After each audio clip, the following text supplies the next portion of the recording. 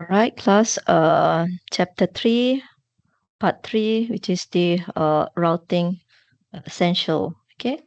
So in this part, you will the objective is to understand the different types of delivery and connection, to understand the forwarding techniques in classful addresses, forwarding techniques in classless addressing, and to understand how a routing table works and to understand the structure of the router. Okay, so basically the network layer will supervise the delivery, handling the packets by underlying physical networks.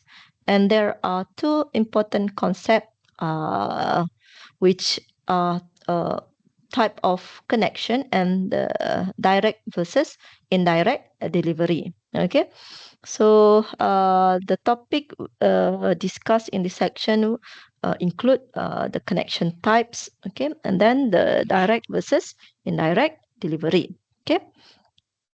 Okay, so this is the direct delivery, which is the final destination of the packet will be the host connected on the same network as the sender or delivery from the last router to the host. Okay, and for the indirect delivery, the packet will goes okay from router to router until it reach the destination, and the delivery always involve one direct and zero or several indirect deliveries.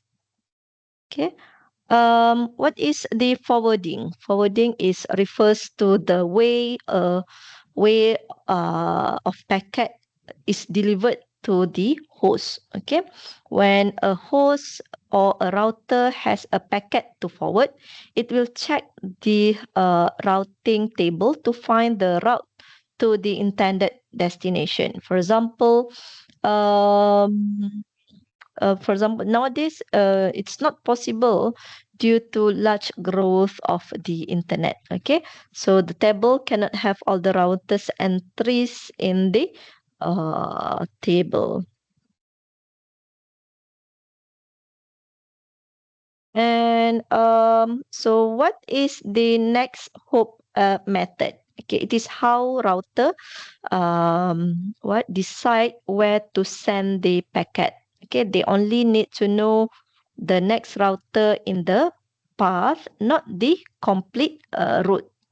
Okay, so for example, we have the host A that want to send to the host B through the two routers A and routers B. Okay, so there are two routing table approaches. Okay, this is the route based that uh, route to B is R1, R2, and it has the host B. Okay, so for the router 1, okay, it will route to B. Okay, and route to B is equal to R1, okay, R2, and host B. Okay, and for the what router, this is host, sorry, for the host A, the route is router 1, router 2, and the host B. And for the routing table for R1, okay, what is the host ialah sorry, the destination ialah host B, and the route it will go through R2 and host B. And for the routing table for R2, the destination is host B, and what is the route ialah host B only. Okay, for the next hop, which is you refers to the bottom table. Okay, each router only stores the next hop. Okay, the next hop method. For example, uh, the next routing table for host A. Okay, next hop to B is R1. Okay, for R1, the router R1, the next hop to B is R2. Okay, so dia hanya minta ataupun dia hanya refer satu sahaja. Okay, for the router R2, the destination ialah host B. Okay, semua adalah destination adalah host B. And then what is the next hop? Next hop ialah adalah network lah N. Okay, and which is directly connected to the host B lah. So we can say here next hop method is more simpler. Okay, it is more simpler.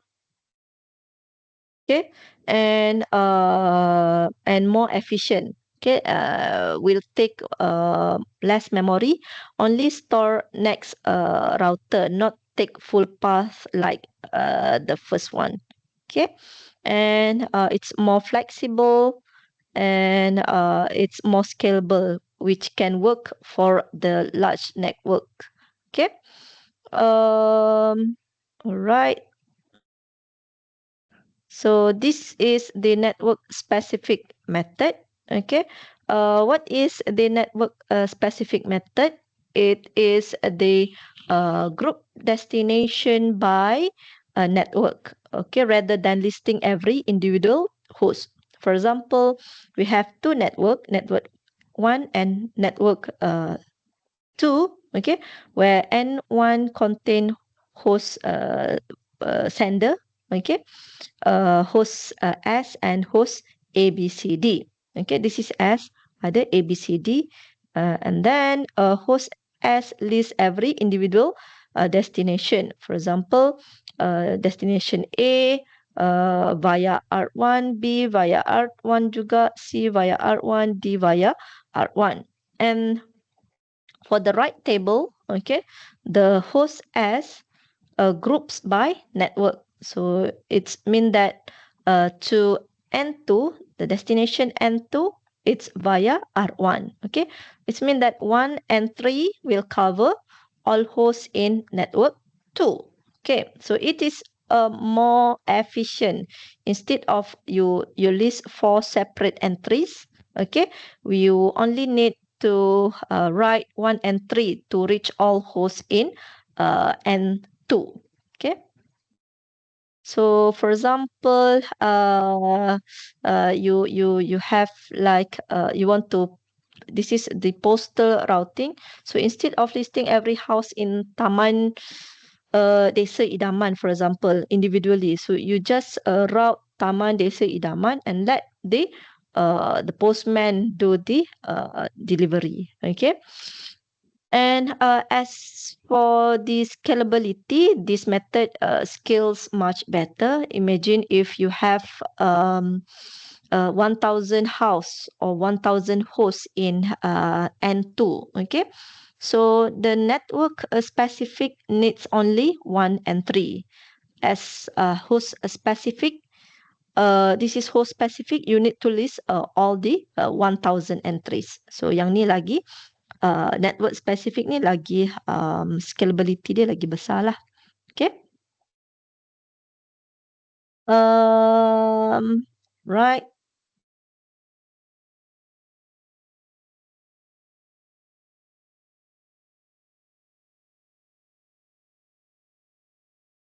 Right. So this is a classful address. Okay.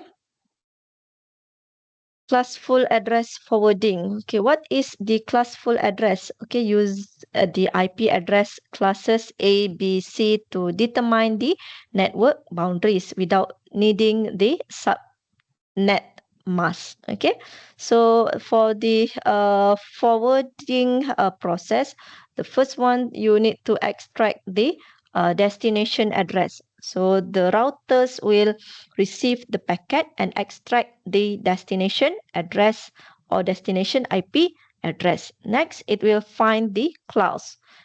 For example, the router will determine if the address is class A, class B ke, class C ke, okay, and then the network portion. For example, the first one need 8 bits. The second one needs 16-bit. Okay, and then the third step is to extract the network address. Okay, based on this class, okay, the router will extract the network portion of the destination address. Okay, and then it will search the table. The router will search the appropriate class table. For example, class A table for class A addresses, class B for class B addresses, class C for class C addresses. And lastly, it will forward or goes to the ARP. Okay, if match was found, it will forward to the next hop address and interface number. And if it's not matched, it will send the error or pass to the ARP. Okay. Right. So this is how imaginary part of the internet show the routing table of router R1. Okay. So this is the example of the routing configuration. Okay.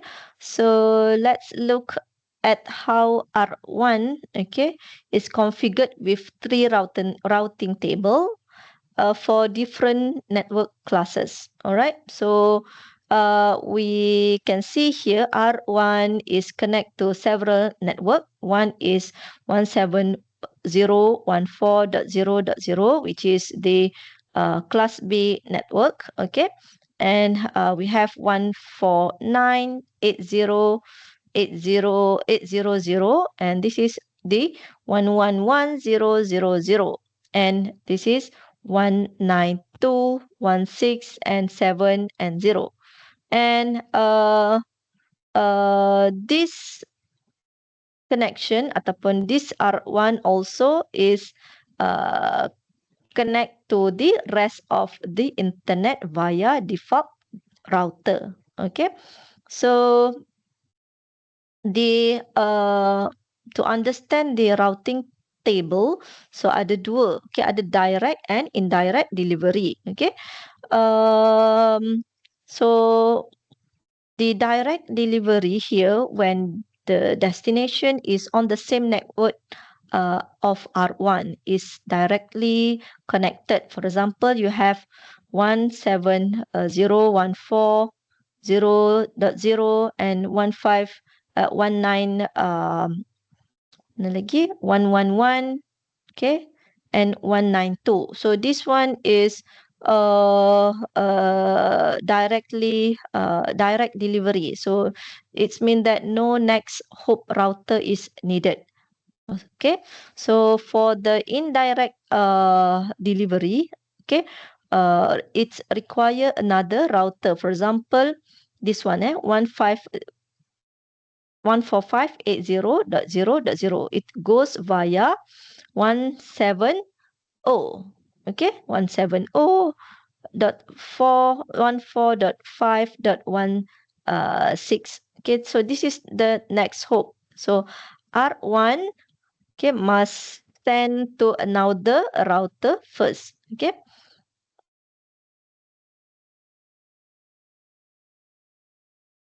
So maksudnya kalaulah destination tu adalah dalam same network, dia adalah direct delivery, and it will use the ARP for the destination. But if the destination is on the another network, we call it as the indirect delivery, and it will use ARP for the next hop router. Okay, so you can try this example juga. Okay, so this is a network routing table. This diagram shows how different network connect through a central router, like a traffic control system for data. So we have three separate class ataupun three separate network. Class A 111.0.0.0, which is connected via interface M0. We have class B, ada dua. interface M1 and interface via M2.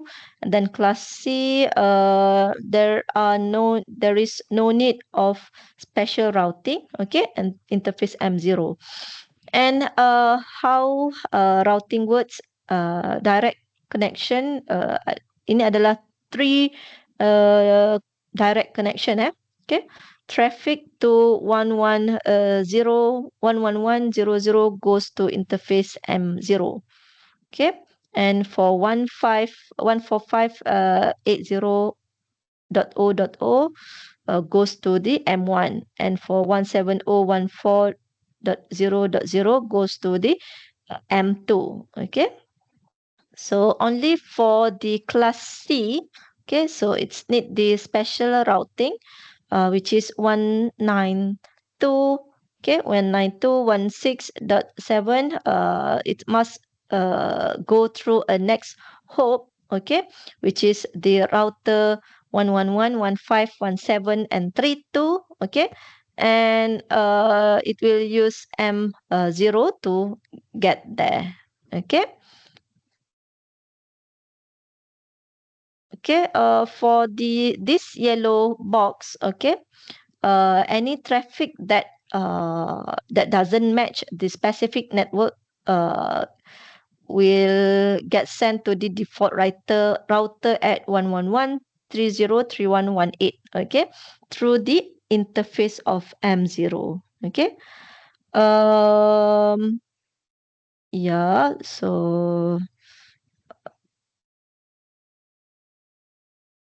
why this matters? Okay, I think you need to think of the efficiencies. Okay, to make the local traffic stays local, and for the flexibility. Okay, and also to make sure each network is clearly separated and managed. Okay, you boleh tengok example 2, 3. Okay.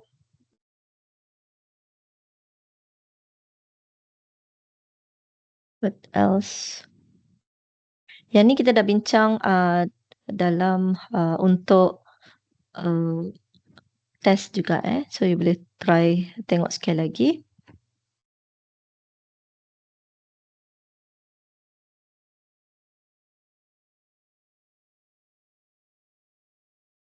So IP routing, right? Okay, what is IP routing?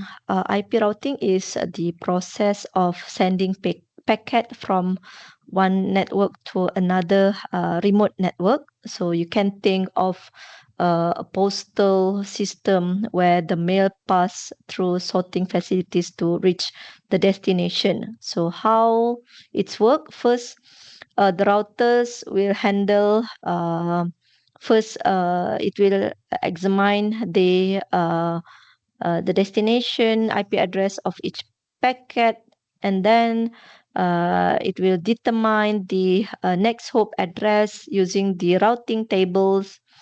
Next is to forward the packet to get it closer to destination, and the routing table will act as GPS, okay, for network traffic that will help the routers decide the best path forward, okay. So this routing will happen millions of times per second across the internet, which enable the global connectivity. Okay, so you tak dapat rasa pun lah sebenarnya dia punya step ni. Okay, and so this is the scenario where we have host A want to communicate with host B, but there's the problem because host B is in the different network. So host A cannot reach host B directly. So how? The solution is the A need to send the packet through the router.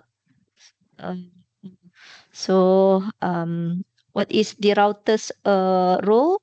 When the routers receive the packet, it will examine the destination of the IP address, and the routers then will forward the packet to the correct network where host B reside. Okay.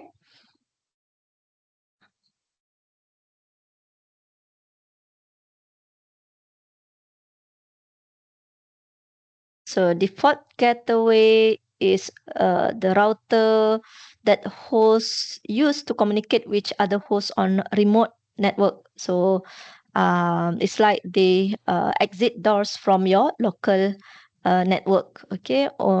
Normally it used when a host doesn't have a specific route entry for a remote network and doesn't know how to reach destination directly. Okay. Else, routing table. Each router maintain a routing table and store it in a RAM. Okay. So ada tiga key point of information that ada dalam routing table. The first one is the network destination and subnet mask. Okay, and the second one is the remote router, which is the IP address of the next router used to reach the destination network. And then the third one is the outgoing interface. Okay, this will tell the router which physical port to send the packet out through to reach the destination network. Okay, so these three components will give the router everything it needs to make forwarding decision and get packets to the destination. Okay, so there are three popular methods: directly, static, and dynamic. Okay, what else?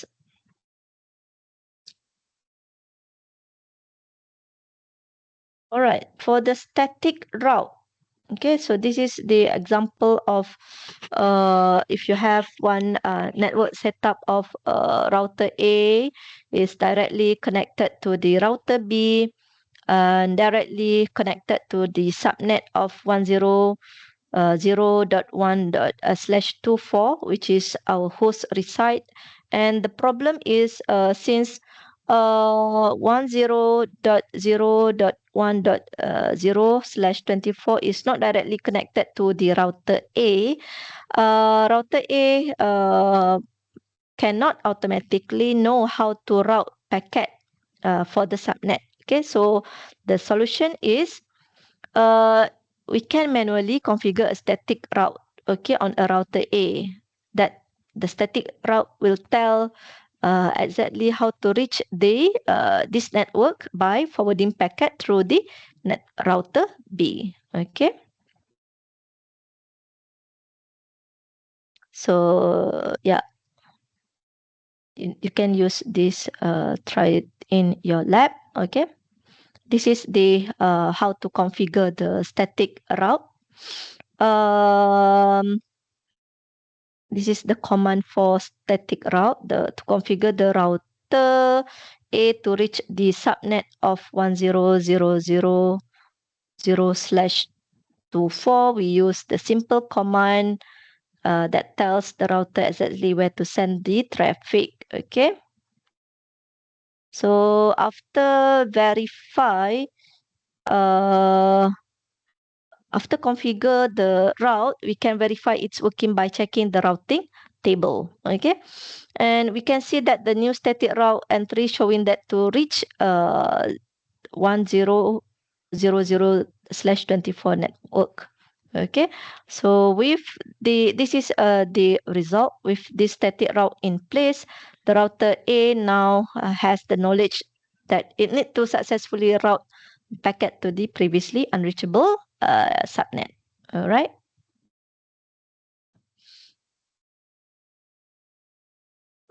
Okay. Right. So, for the conclusion, we know that there are two types of routing tables, which is one is static and the other one is dynamic. The static routing tables contain manual entries. These are routes that network administrators configure by hand. Okay, just like we saw in our previous example. And for the dynamic routing table, is updated automatically by using the ARP routing protocols. Okay, this dynamic protocol will allow the router to share information and you will and learn about the network without need the human intervention. Okay. And why dynamic routing is matters, because nowadays the internet is so large, okay, and so complex that requires the dynamic routing. And the network is always or constantly changing. Um, Traffic also always fluctuate, right? So while static routing useful for small and stable network, dynamic routing is what makes the modern internet possible. Okay, so by enabling the internet automatic adaptation to network change, it will make sure or ensure the data uh, always find a path to its destination. Thank you.